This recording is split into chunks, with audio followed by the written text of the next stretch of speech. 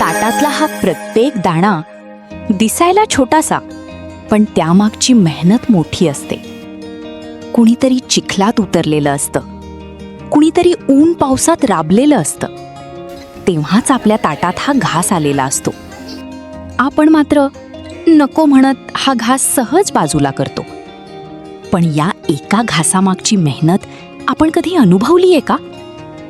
तीच मेहनत अनुभवायला आज मेदू आणि त्याचे कझिन्स फक्त शेतात जाणार नाहीत, तर एका दिवसासाठी शेतकऱ्याचं आयुष्य जगणार आहेत. Hello friends! Welcome back to our channel Medu and Medu Fun TV. आज आपण एक शेतकऱ्याची लाईफ जगणार आहेत. बघू एका शेतकऱ्याच्या लाईफ मध्ये किती कष्ट असतात ते आम्ही आज जगणार आहोत. की शेतकऱ्याच्या लाईफ मध्ये काय असते. आज आम्ही शेतात काम करणार आहोत. आपण भात कसा उगवतो हे सुद्धा बघणार आहोत आणि हे सुद्धा आपण करणार पण आहोत. तर चला बघू कसं उगवतात भात. चला बघू. Let's go. बघा, कार आणि बाईकवर फिरणारी ही मुलं आज चक्क ट्रॅक्टरमधून शेताच्या वाटेवर निघाली आहेत. त्यांच्यासाठी हा फक्त ट्रॅक्टरचा प्रवास नाही, तर शेतकऱ्याचं आयुष्य जवळून अनुभवण्याची ही पहिली पायरी आहे.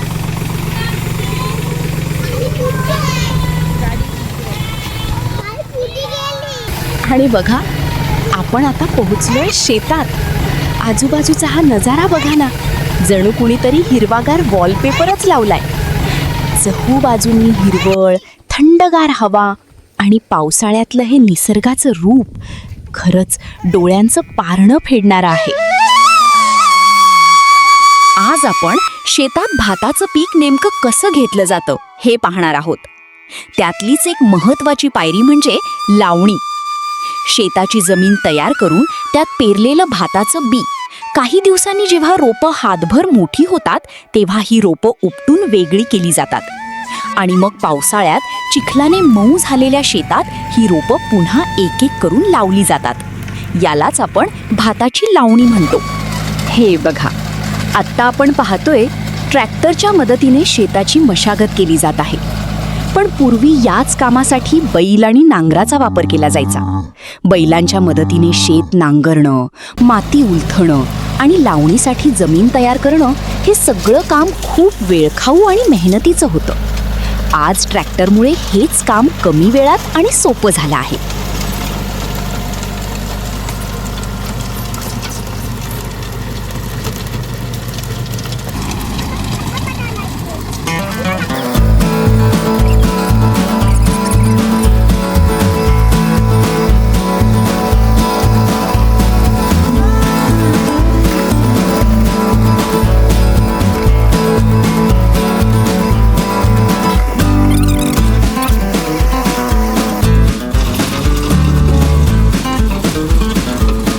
हे बघा, आता आपली जमीन लावणीसाठी तयार झालीये. चला आता भाताची रोपं उपटून घेऊया आणि त्यांच्या छोट्या छोट्या जुड्या बांधून ठेवूया, कारण आता हीच रोपं आपल्याला त्या चिखलाच्या शेतात लावायची आहेत.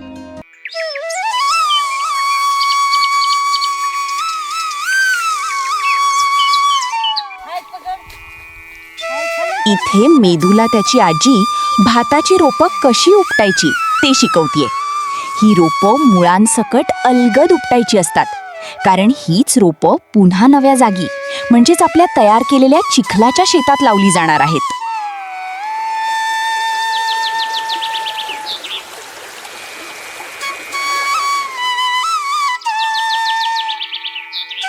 ज्यांना या कामाची सवय आहे त्यांच्यासाठी हे काम किती सहज आणि पटापट होतंय ते बघा. दोन्ही हातांनी रोपं अगदी सफाईने उपटली जातायत. आणि गंमत म्हणजे एवढं मेहनतीचं काम करतानाही त्यांचा उत्साह कमी होत नाही.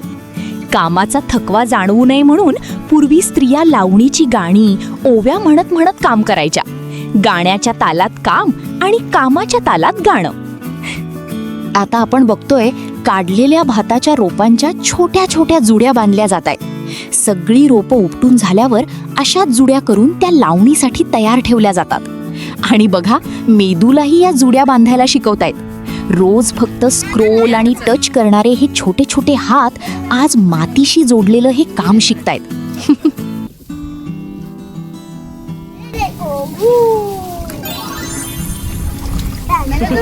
मी तुझी बांधली. आणि या रोपांना लागलेली माती, चिखल इथेच शेतातल्या पाण्यात धुवून घेतला जातो आणि मग त्याच्या जुड्या बांधल्या जातात. पण बघा ना, यांचं तर कामापेक्षा मजाच जास्त सुरू आहे. चिखल, पाणी आणि शेत मिळून आज यांची मस्तच धमाल चाललीये.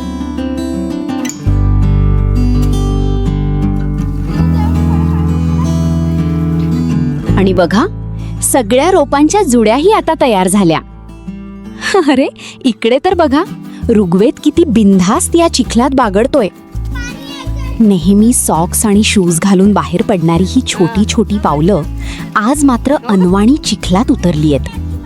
कारण आज ही पावलं फक्त चिखलात खेळत नाहीयेत, तर आपल्या ताटातल्या प्रत्येक दाण्यामागची मेहनत शोधतायत. आणि शेतकऱ्यांसाठी सोनं असलेल्या या मातीत आज ही छोटी पावलंही आपला वाटा उचलतायत. वा,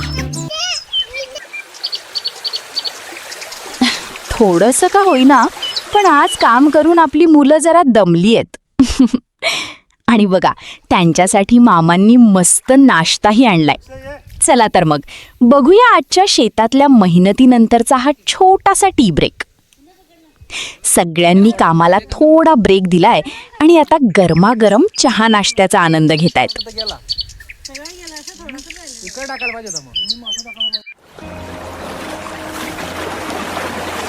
हे बघा, आता आला आहे आजच्या दिवसातला सगळ्यात महत्वाचा टप्पा, भाताची लावणी. पण चिखलात उतरण्याआधीच बघा, अरे बाप रे, हा काय छोटासा खेकडा दिसतोय. आणि एक नाही बरं का, इथे तर असे बरेच छोटे छोटे खेकडे फिरतायत. चला, आता खेकड्यांपासून जरा सांभाळून चिखलात उतरूया आणि सुरू करूया लावणी. मेदूच्या या सँडल्स बघा, याला अजून कल्पनाच नाहीये की शेतात लावणी करायला चक्क अनवाणी उतरायचं असतं. पण खरंच इथे ट्रॅक्टरने इतका छान खोल चिखल तयार केलाय ना, की बघा, मेदू आणि जितार्थी एकमेकांचा आधार घेत हळूहळू चालतायत. पहिल्याच पावलात कळलंय, लावणी एवढी सोपी नाहीये. आणि मागे तर बघा, जिताज्ञा कसा येतोय. चिखलात चालतोय की चिखलच त्याला चालवतोय हेच कळत नाहीये. आणि ही बघा, आता मेदूला त्याची आजी भाताची लावणी कशी करायची ते शिकवते. रोपं किती अंतरावर लावायची, चिखलात किती खोलवर लावायची, हे सगळं ती त्याला समजावून सांगतेय. आणि बघता बघता सगळ्यांनीच लावणीचा हात बसवलाय. आता सगळेच अगदी पटापट लावणी करतायत.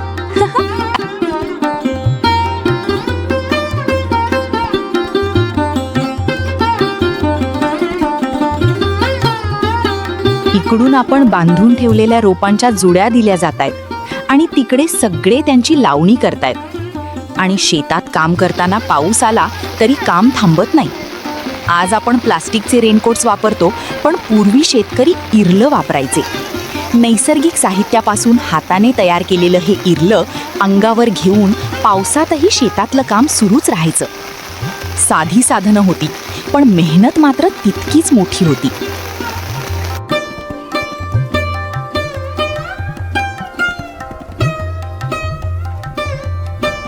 अरे, इकडे तर बघा, मेधू हातात सँडल्स घेऊन कुठे निघालाय. चला, आपणही बघूया. हा, आता शोधतोय स्वच्छ पाणी. ही बघा, जितार्थी ही मागून आलीच आणि तिच्यासारखंच नाचत नाचत ऋग्वेद सुद्धा येतोय. अरे वा, हे बघा, हँडपंप. पूर्वी गावांमध्ये स्वच्छ पाणी मिळवण्यासाठी हँडपंप हा एक महत्त्वाचा आधार होता. अनेक ठिकाणी गावात एखादा दुसरा हँडपंप असायचा आणि पाणी भरण्यासाठी लोक रांगेत उभे राहायचे. आपली पाळी आली की पाणी भरून घरी जायचे.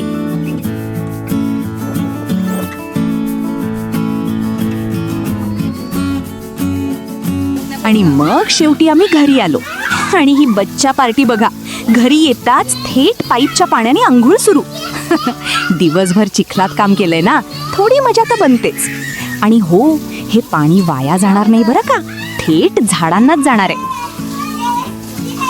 आता मात्र सगळ्यांनाच कडकडून भूक लागली आहे. पण आजचा घास घेताना त्यांच्या मनात एक वेगळीच भावना आहे. कारण आज त्यांनी या एका दाण्यामागची मेहनत स्वतः अनुभवली आहे. म्हणूनच बघा, ताटाला नमस्कार करून सगळ्यांनी जेवायला सुरुवात केली.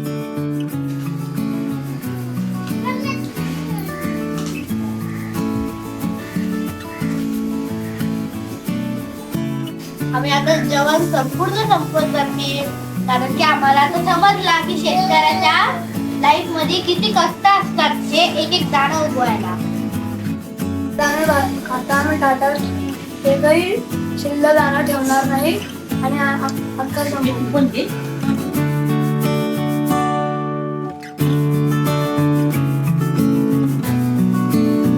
तर मित्रांनो, आजचा आपला हा अनुभव तुम्हाला कसा वाटला ते आम्हाला कमेंटमध्ये नक्की सांगा. आज आम्हाला एक गोष्ट नक्की समजली. आपल्या ताटात आलेलं अन्न कधीही वाया घालवायचं नाही. कारण आपल्या ताटातला प्रत्येक घास कुणाच्या तरी खूप मोठ्या मेहनतीनंतर आपल्यापर्यंत पोहोचतो. अन्न हे पूर्ण ब्रह्म, म्हणून अन्नाचा आदर करूया आणि ताटात वाढलेलं अन्न शक्य तितकं पूर्ण संपवूया. तुम्हाला आजचा व्हिडिओ आवडला असेल तर व्हिडिओला लाईक करा, तुमच्या मित्रमैत्रिणींना आणि नातेवाईकांना शेअर करा आणि आपल्या चॅनलवर नवीन असाल तर सबस्क्राईब करायला विसरू नका. भेटूया आपल्या पुढच्या भन्नाट व्हिडिओमध्ये. तोपर्यंत बाय बाय.